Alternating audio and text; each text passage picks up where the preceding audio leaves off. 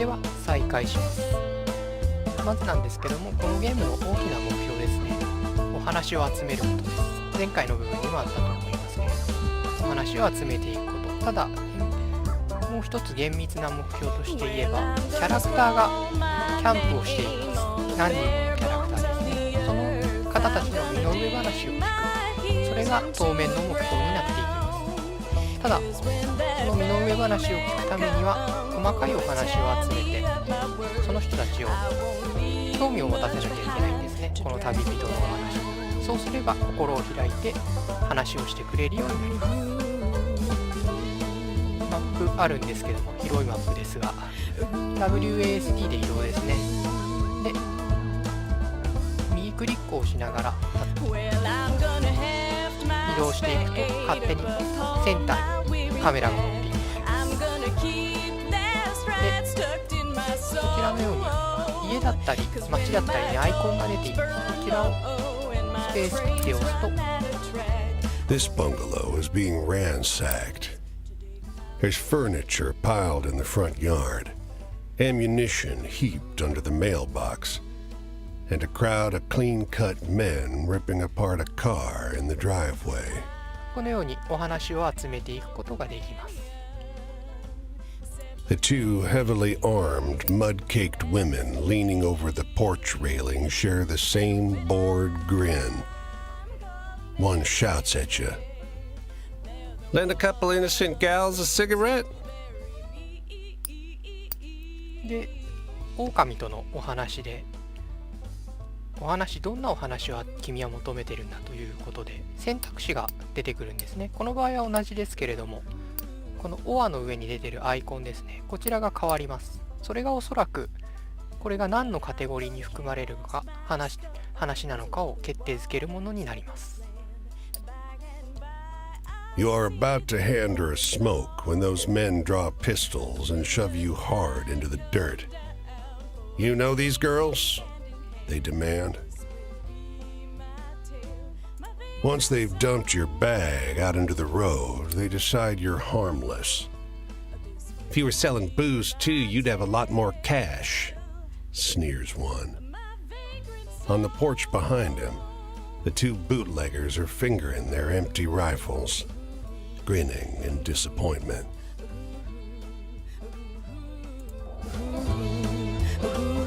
今左側に出ていると思います。新しいお話が追加されましたということで、旅人の記憶に残っています。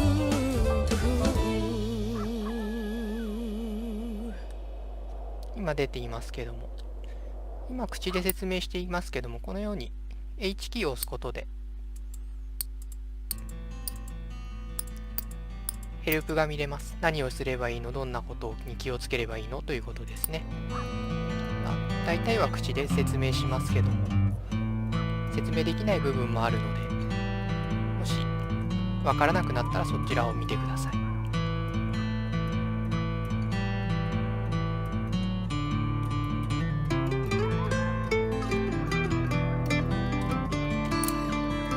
Off the road and into the woods, you can't help but come across this package by the old tree tied to a sturdy stick.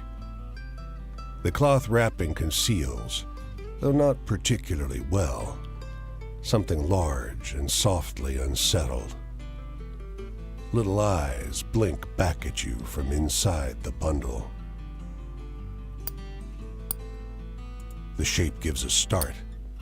Please don't tell my pa that I'm in here, it says in a small voice. Pa doesn't want to live with us anymore, but I want to go with him. Don't tell him, please. I'm hiding.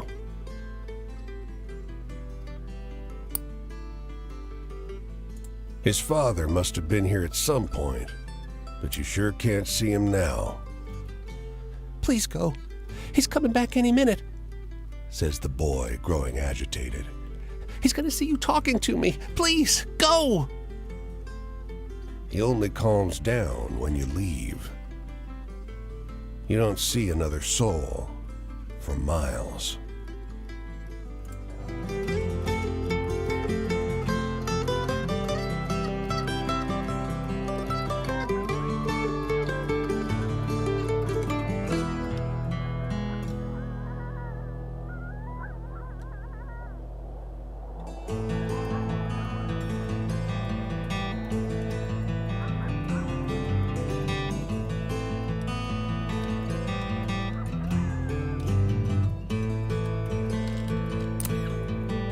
They don't come every year, you know.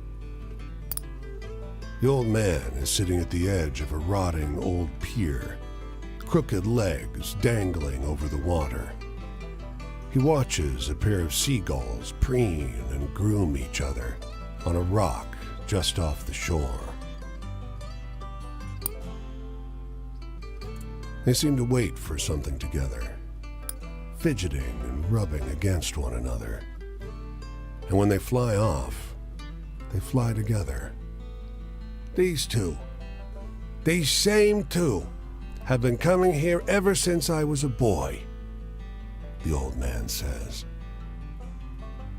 He watches them fly away until their bodies are dots vanishing into the low sun.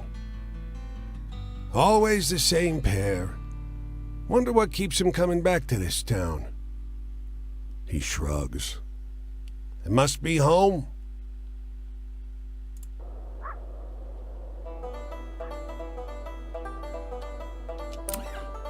The woman walks the small town square with the poise of Betty Davis, a confident stride and inimitable mannerisms elevating the sidewalk into a plush Hollywood carpet, and wrapped around her neck, a yellow velvet ribbon, bright as an ocean sunrise. You question a well-dressed man parked outside an oyster house. Prudish woman. I took her on a fine date and she didn't remove so much as a ribbon. Excuse me, can you step back from the coupe? That's the spirit. You decide to seek a second opinion. You talk with a waitress smoking outside a diner. Something funny about her. Just showed up one day. Doesn't work, doesn't live anywhere as far as I know. Just around. Myself, I'd love to know who made all her beautiful clothes. You ask the woman if you may join her at a public bench. You may. Lovely outside, isn't it? Her eyes are a beautiful shaded brown. Beneath the yellow ribbon, a thick, fibrous scar wraps around her throat. Weather like this, it reminds me of Paris.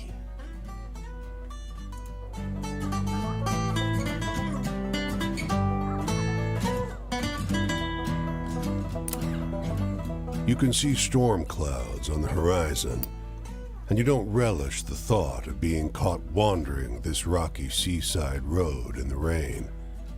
Fortunately, you find the lighthouse door open, with a daunting staircase before you. At the top of an ornate wrought iron spiral, you're breathless and feeling the strain on your knees. Rain already batters the walls outside. You can only knock on a heavy wooden door leading into the upper level. Muffled voices and light seep in beneath the door. Looks like we got a visitor. Sounds like a man's voice, deep and rough. Well, behave yourself. I'll open the door. Another man, this one with a higher, more sonorous voice. I always behave myself. He feigns indignation, but his tone betrays affection instead.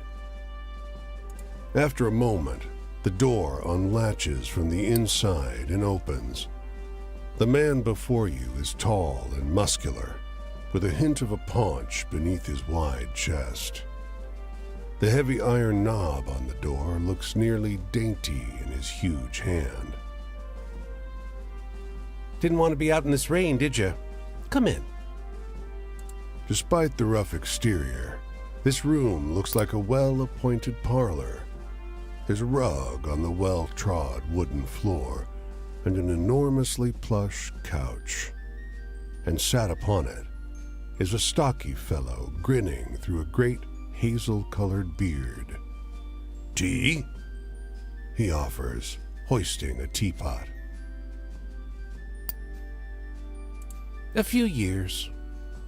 The tall one sits on the sofa, wrapping his arm casually around the other lighthouse keeper. 5, says the smaller, but by no means small, man. That long? Time flies. We traveled together before that. You must have some good stories from the road, huh?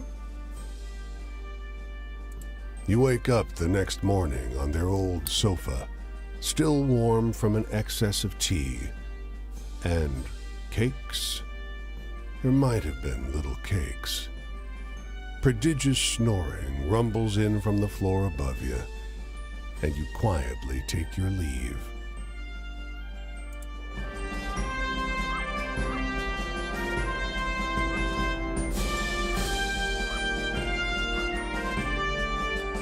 今出てるのはジャイクですね。このように動いている車に乗せてもらえることができます。ただし全部車が止まってくれるわけでもありませんし、どこで降ろされるかもドライバー次第です。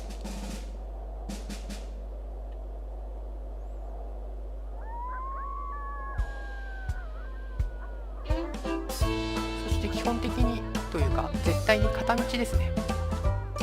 この今動いている方向にしか車は行きません。この場合だと奥ですね。戻ってくる車はないです。では一旦切りたいと思います。